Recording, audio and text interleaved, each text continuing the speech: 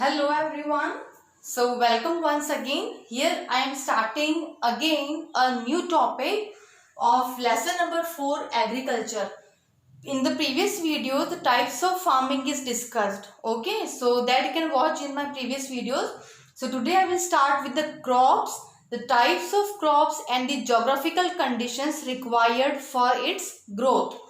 और ये जो टॉपिक है आपके लिए बहुत बहुत ही ज़्यादा इम्पॉर्टेंट है क्योंकि यहाँ से ऑल्टरनेट ईयर या फिर रेगुलर ईयर्स में भी क्वेश्चंस आते रहते हैं कि आपको कोई भी एक क्रॉप दे दी जाएगी और क्रॉप देने के बाद में पूछ लेंगे कि इसकी ज्योग्राफिकल कंडीशंस कौन कौन सी हैं जो कि रिक्वायर्ड है.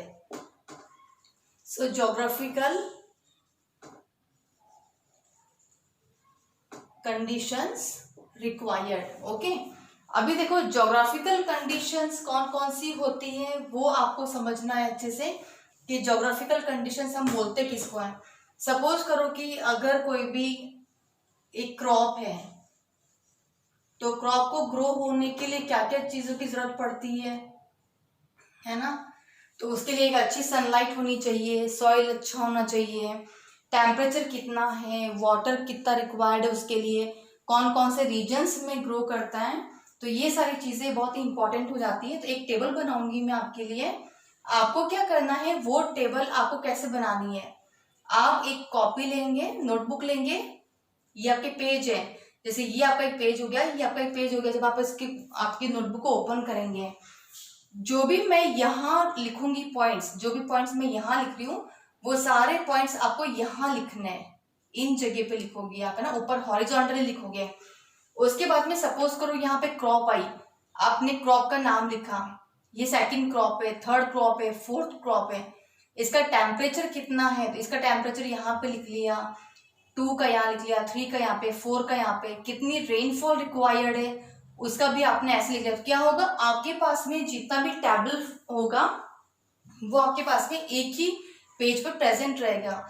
अब ऐसा क्यों, क्योंकि ये आपके लिए कंपेयर करने के लिए भी इजी हो जाएगा और लर्न करने में भी इजी हो जाएगा. क्योंकि जब भी हम कंपैरेटिव स्टडी करते हैं तो हमको बहुत अच्छे से लर्न होता है, बहुत इजीली लर्न हो जाता है. सो चलो अब स्टार्ट करें. तो first you will write about the crop, then temperature required, then next is rainfall, next is soil, and then states and main features. अगर उसका कोई एक मेन फीचर है तो वो भी हम लोग यहाँ पे लिख देंगे. ठीक है, तो ये आपको सारी सब हेडिंग्स बनानी है अपने टेबल में. अभी फर्स्ट हम लिखेंगे यहाँ पे क्रॉप कौन सी आ जाएगी, राइस. अब प्रीवियस टॉपिक में आपको पढ़ाया था प्रीवियस वीडियो में कि राइस कौन सी वाली है, it is a kharif crop. So rice is a kharif crop. This is very important. If suppose 3 of the crops will be given to you in the MCQs and you have to select any one which is not the kharif crop. So such type of question may be also asked in the examination. Then the temperature required is 15 to 27 degrees Celsius. 15 degree to 27 degree Celsius.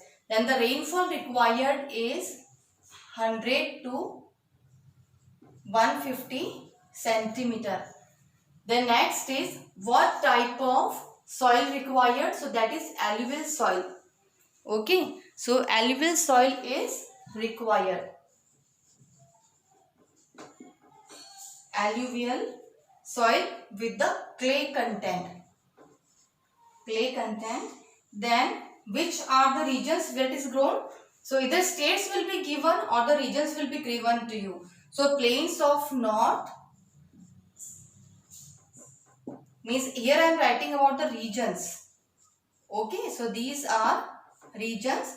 So plains of north and then northeastern India. Northeast India. And then the coastal regions, coastal regions. And which state has the highest yielding? So Tamil Nadu has the highest yielding. Okay, so हम लोग यहाँ पे लिख देते हैं highest yield. Highest yielding किसकी है? तमिलनाडु की. एंड लार्जेस्ट प्रोड्यूसर कौन हो गया यहाँ पे? Largest producer is West Bengal. Okay, so West Bengal is the largest producer. Then the next topic is main features. What are the main features? So main features are India is the second largest producer. So India is second largest producer in world. Okay, so this is first point. Second, it is a staple crop. It is a staple food crop of a majority of people in India. So staple crop क्या होती है? देखो, किसी भी country की अगर कोई भी पॉपुलेशन अगर किसी क्रॉप को मैक्सिमम कंज्यूम करती है तो वो क्या कहलाती है? Staple crop. So it is the first staple crop of India. First crop. So maximum of the population of India consumes rice. Okay, so this rice is complete. So copy it down, hurry up. Then I am starting the next one. So here I am writing the next one is about the maize. Okay, I am rubbing it.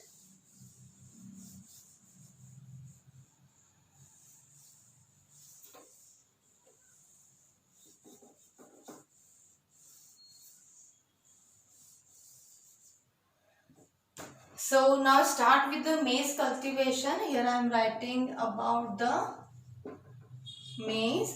So maize is a kharif crop. It is also a kharif crop.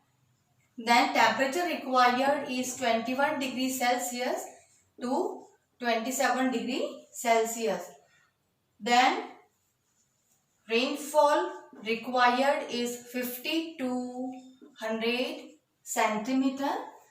And then what type of soil required? Old alluvial soil is required. Now which are the states where it is grown?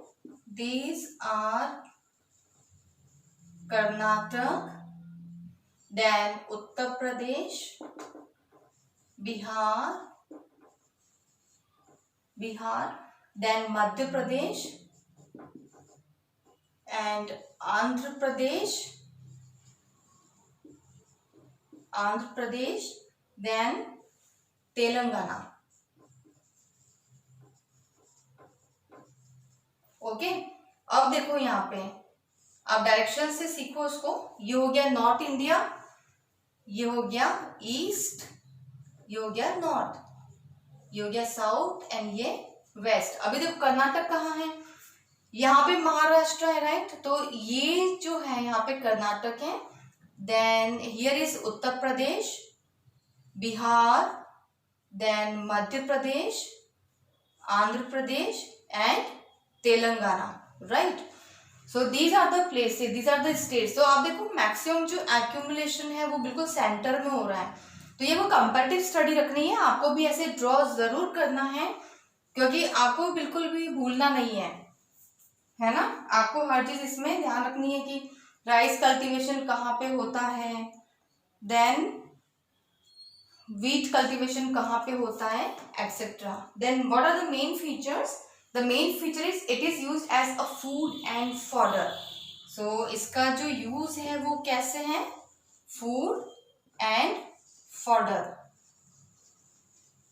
अच्छा, food किसके लिए हो गया? ये food हमारे लिए हो गया बिकॉज हम लोग कई बार मक्का कंज्यूम करते हैं ना, हम लोग मक्का खाते हैं. फॉडर किसके लिए हो गया? कैटल के लिए. बिकॉज उसका जो रिमेनिंग पार्ट होता है, जब मक्का निकल जाता है तो उसका जो रिमेनिंग पार्ट होता है वो कैसे काम आता है, as a fodder for the cattle. So ये कंप्लीट हो गया मेज। सो अभी नेक्स्ट मैं आपको बताऊंगी नेक्स्ट वीडियो में, और वो मैं आपको पढ़ाऊंगी मिलेट्स एंड पल्सेस के बारे में। ओके, सो यहाँ तक आप कंप्लीट कर लो।